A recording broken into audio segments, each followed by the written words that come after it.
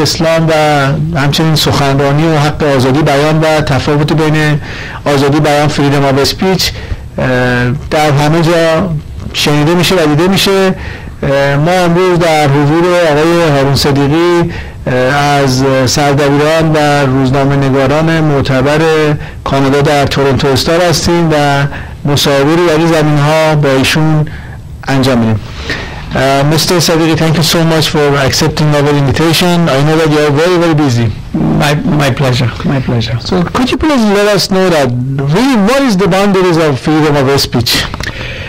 You see, there are many boundaries. There are legal boundaries and there are non-legal boundaries. Of course, there's freedom of speech. It is accepted by the Constitution of Canada. But there's a difference in Canada and the United States. In Canada, there is no anti-hate speech. But in Canada and in France and a lot of European countries, there are limitations placed on hate speech. So the way it works is, I have freedom of speech, so long as I do not libel you. So if I libel you, you can sue me and take me in court. So my speech cannot be libelous to you. That's one. Secondly, I cannot be expressing hate and contempt for you or for any identifiable group. For example, I cannot go on writing anti-Semitic columns or publishing anti-Chinese cartoons and so on. So question then becomes, what is the limit on it? Limits are two. One, under the Criminal Code of Canada, there is a clause that says anyone who indulges in hate literature or writes and broadcasts contemptuous things about Jews, Iranians, gays, blacks or whoever can be held in contempt of the law, criminal code, which means you can go to jail. That is a very high standard. Right underneath that, so that we do not want to criminalize speech as such, as we say, there are human rights codes. Canada Human Rights Commission, Ontario Human Rights Commission, and all the other provincial commissions. Within those, there is a provision or a clause in these human rights codes that says you should not be saying libelous things and contemptuous things and hateful things about identifiable groups. Who is the identifiable group? Identifiable groups could be, at one time they used to be Catholics. We had all sorts of people saying horrible things about Jews. Now they're saying horrible things about Muslims or Iranians or whoever. So then the question becomes, if I as a citizen, you have a right to then go to the Canadian Human Rights Commission, or in the case of Ontario Human Rights Commission, and say, so-and-so, Sa'id has written horrible things about the Iranian community. Then the Human Rights Commission is bound by law to look into the complaint. That's a process. So they look into the complaint and then they decide what? They decide, see if they can get me and you together. And if he can sort it out. If he cannot do it, then they have to recommend whether or not the Human Rights Commission will hold a hearing on the issue. Once they hold a hearing on the issue, they might say, no, what he said was fine, it was not that hateful, and the complaint is rejected. Or they might say the complaint is valid and come back to the publication or the broadcast and say, you need to correct that. What you said about, say, Iranians was awful. You need to provide them some equal space, or you yourself have to write something that says, I'm sorry, or I crossed the boundary, or no, I did not cross the boundary, but here is another person who can express the contrary point of view. So we have remedial actions available under the Human Rights Code. So that is the gradations under which we go through. So then I guess that Human Rights in BC, they ruled that the Macklin article is not hateful. Which is fine. You see, my argument really is not whether or not Mark Stein's article in Maclean's, which a lot of people thought was Islamophobic. Whether it is Islamophobic or hateful or not is a matter of opinion. You might think it is hateful, somebody else might think it's not hateful. That is not my argument. My argument is you should have a right to take him to the Human Rights Commission. But that's the law. The law says so-and-so has a right to complain, and they can complain. So there is nothing wrong in complaining.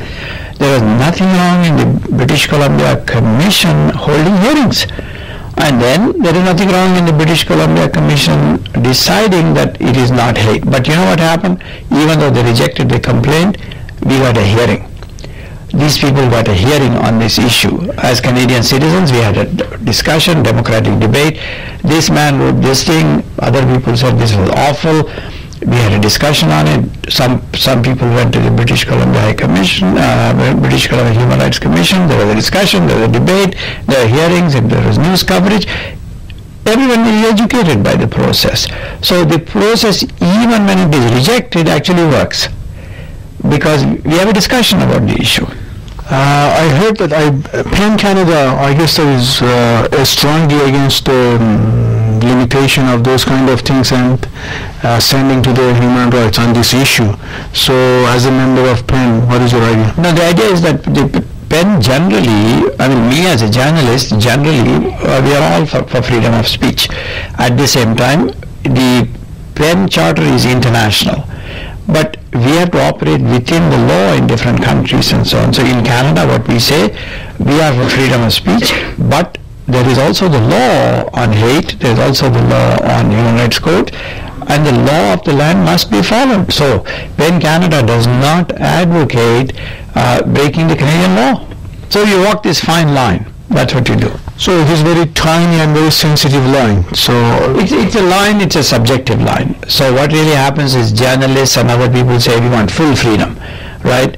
Other people say, yes, okay, you can have full freedom, but you cannot libel me because that's what the law says. I have the freedom to wave my hand, but my freedom to wave my hand stops at your cheek, right? So because we live in a society where there are checks and balances. So in this, not back lane, but totally, the Conservative Convention, they suggest strongly to remove the hate speech from the Human Rights Commission Tribunal and hand it over to the Court of Law. To the Criminal Code. So this is amazing. They are saying there should be they are saying the Human Rights Code should be changed. Okay, fine. But they are not for full freedom either, because they are saying keep it under the Criminal Code. Right? So either you say I'm for full freedom, there should be no anti-hate law like in the United States, or you say no, we need some laws, then it's a matter of opinion. Do we need human rights code laws or do we need the criminal code law? You know what the Supreme Court of Canada said? Supreme Court of Canada said yes, there is freedom of speech, but there is a limit on it. Supreme Court of Canada also said it is better to deal with this under the human rights codes rather than criminalizing it, because there's a contradiction here. People say we want full freedom, but then at the same time they say let's deal with the criminal code, so they'll send people to jail for expressing their opinion. So we are going in circles here. So technicality, when it goes to the court, it means that the people, it doesn't matter, maybe they are against us, but it means that they cannot free express themselves, because they're not totally free. Exactly. Right. So that's the whole, back to the whole point. Back to the point that there is no such thing as unlimited freedom of speech. Well, because technicality law doesn't keep people from violating any law. I mean that like any other law, like killing is illegal. Like many people do it. Yeah. The only question is, if someone indulges in hate speech, do you want to send them to jail for speech, or do you want to settle it through the Human Rights Code? That's the only issue here. You know, or you go to the American route where there is no anti-hate law either under the Criminal Code or under the Human Rights Code. Everyone is free to say what they want to say, and then in a democratic society everyone has to fight it out in the public arena to decide what prevails. But you know, there's a separate argument on that. If you have go the American route, what that means is the powerful will have the means to stop you. The powerless will have no means to stop you.